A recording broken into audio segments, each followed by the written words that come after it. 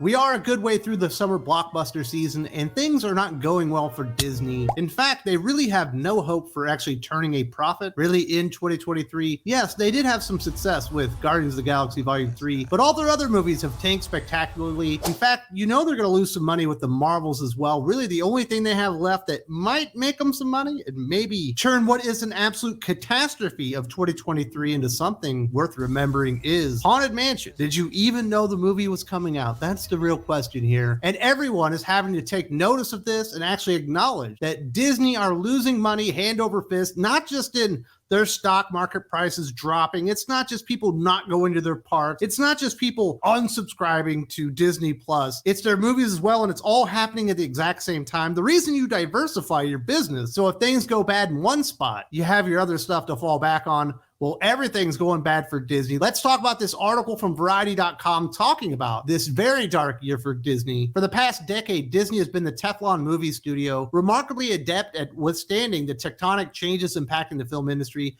and well fortified by its arsenal of key properties such as Marvel, Lucasfilm, and Pixar. But this year, the long-reigning titan of the box office has shown cracks as 4 of its biggest releases from those brands and others have struggled in theaters. There was the dispiriting release of Ant-Man and the Wasp: Quantumania, a rare Marvel movie to likely lose tens of millions in its theatrical run. The Little Mermaid, a remake of the 1989 animated classic that fell drastically short of expectations. Elemental, an original story that tried and failed to recapture Pixar's magic. And most recently, Indiana Jones and the Dial of Destiny, a nearly $300 million investment in one of cinema's most venerable franchises, which no longer appears to have the same hold on today's audience. I don't know that Indiana Jones ever had a $300 million production budget hold on anybody. Just with that production budget alone, you gotta make like $800 million worldwide, which is a ton of money. I don't think Kingdom of the Crystal Skull really even got there. Like, that is a lot of money to throw into a movie. And it's not like Elemental was cheap. They spent $200 million on that one. And it's not like Ant-Man and the Wasp: Quantumania was cheap. They spent another $200 million on that movie. The Little Mermaid, I believe, also cost $200 million.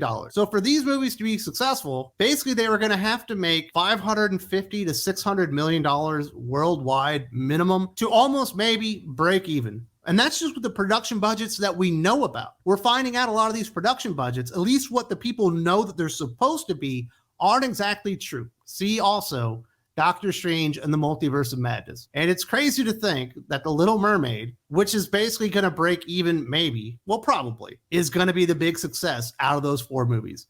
And if you think about it, the other live-action remakes of classic, beloved Disney animated films have basically all gone over $1 billion. I think except for, obviously, the very first one, The Jungle Book. This one ain't even going to sniff that. The Little Mermaid is actually going to fall like $350, maybe $400 million short of where they thought it should have been just based on what they were doing in the not-too-distant past. And that's the big success here. They have a Marvel movie starring a character that has made money in the past, that's an Avenger, was a big part of Endgame, that lost money because the story was stupid and it looked like crap. And once people saw MODOK, they decided to opt out. There was a time that Pixar could do no wrong. It didn't matter what they released. People were going to go out there with their families and they were going to support it. Well, unfortunately for Pixar, yes, the pandemic did happen and people watched their less than stellar movies on Disney Plus without them ever going into theatrical runs. But they also saw Turning Red, and they also saw a lot of other things happening within Pixar that made them think maybe Pixar movies, for one, aren't as good as they used to be, and number 2, maybe they're not so family friendly anymore. And those are only talking about like the little failure. Elemental is probably only going to lose $100 million.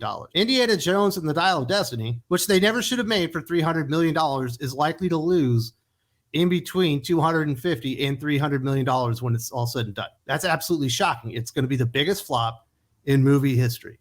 But they do have a couple of other movies coming out that maybe will turn the tide. The Marvels in Haunted Mansion, barring a miracle or a sudden surge of interest in all things Haunted Mansion, Guardians of the Galaxy Volume 3 looks like it'll be the studio's biggest earner of the year with $835 million. It's the first time since 2014, except for the pandemic-stricken years of 2020 and 2021, that Disney won't have a movie that reaches $1 billion. It also marks a shift from 2022, which saw the studio's release not only hits like Black Panther: Wakanda Forever and Doctor Strange in the Multiverse of Madness, but also Avatar: The Way of Water, the third highest grossing film in history. And let's not forget that that Avatar movie was greenlit and basically produced under Fox. It just came with the acquisition when Disney bought that. That's a James Cameron thing. That's not even a goddamn Disney thing, but they get to take credit for it, I guess. They got to slip the logo on it or whatever. And 2019 wasn't all that long ago. What's that, 4 years ago? In 2019, Disney had 7 movies go over the $1 billion mark for the entire year. And that is a ton of scratch. And I imagine that's one of the real reasons that these budgets got pushed through the roof. They thought they were just going to make $1 billion on anything they put their logo on. Unfortunately, in the meantime, they decided to destroy their brand, alienate themselves from their core audiences, families, worldwide families, and basically destroy their entire company in the process. Because it's not just movies, folks. They're absolutely losing their ass everywhere. There are other issues bedeviling the Magic Kingdom these days. Because of its all-tempo, all-the-time strategy, Disney movies each require production budgets of at least $200 million, plus marketing costs of roughly $100 million.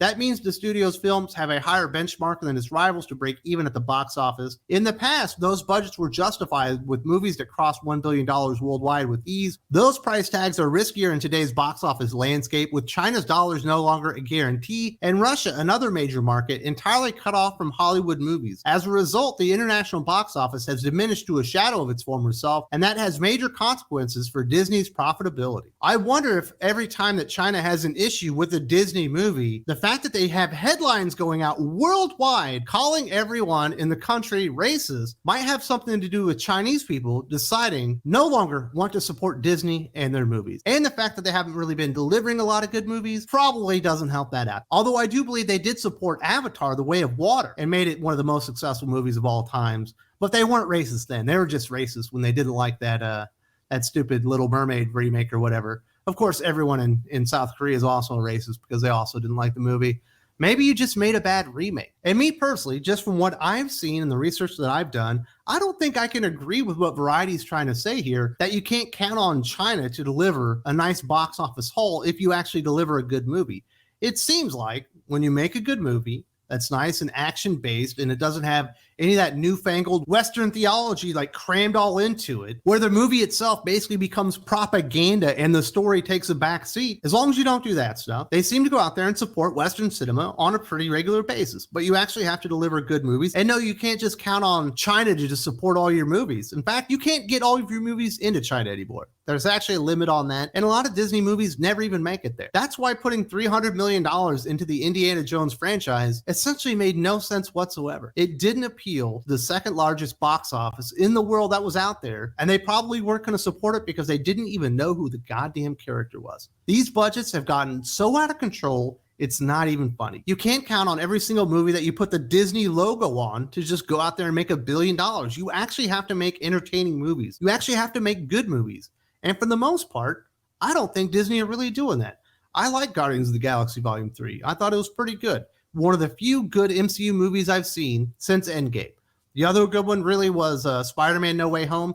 And really, that was a Sony movie that happens to take place within the MCU. Who knows what would have happened to Spider-Man No Way Home if Disney got their hands on it and just got to do whatever they wanted with it. They probably would have destroyed the damn thing. And all of this is just terrible timing for Disney because it's not just their movies that are struggling. It's basically the Disney brand across the board. Bob Iger, who returned as CEO after a brief hiatus and displaced his successor, Bob Chapek, is simultaneously battling Wall Street's unrest over the unprofitability of Disney Plus, concerns that Disney's park business may have alienated customers with higher prices, and a rise in cord cutting that's imperiling its cable properties like ESPN. These are all doing more to depress Disney's share price, which is down nearly 7% year over year, than the struggles with its latest movies. Yes, and in a normal year, struggling at the box office probably wouldn't seem like a big deal to Disney because they would be making so much money, with ESPN and their cable networks and maybe Disney Plus, and obviously with their theme parks. But the Disney brand as a whole right now is toxic.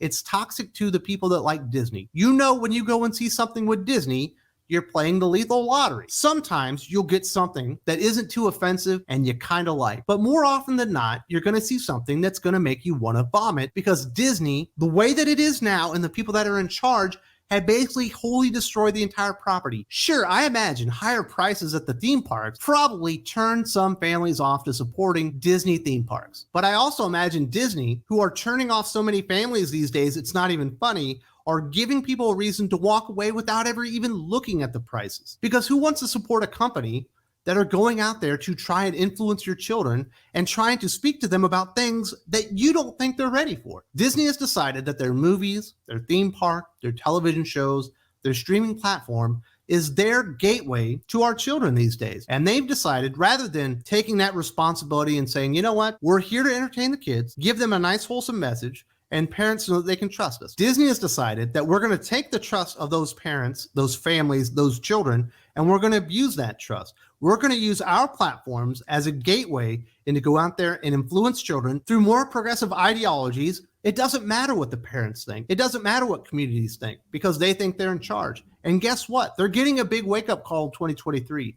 This year is an entire catastrophe across the board. Obviously, we can see it in the movies, but we can see it everywhere else. And you can certainly see it in the stock prices and the way that people look at the Disney company these days. Not a lot of faith in what they're going to be in 2, 3, 4, 5, 6 years. In my opinion, in 5 years, if they do not do an about face and apologize to people very, very soon, we could see Disney be sold off to another company as just an IP. Nothing of real value, because they would have destroyed it all. They've already destroyed Star Wars. They basically destroyed Pixar. It appears the MCU is not long for this world. And they destroyed their reputation with their patrons of their parks as well. It's absolutely a calamity across the board. I've talked about all this, how they're absolutely getting destroyed, how they're totally screwed moving forward, and Bob Iger does not know what the hell he's doing. Definitely check this video out right here. There's also a link in the video description.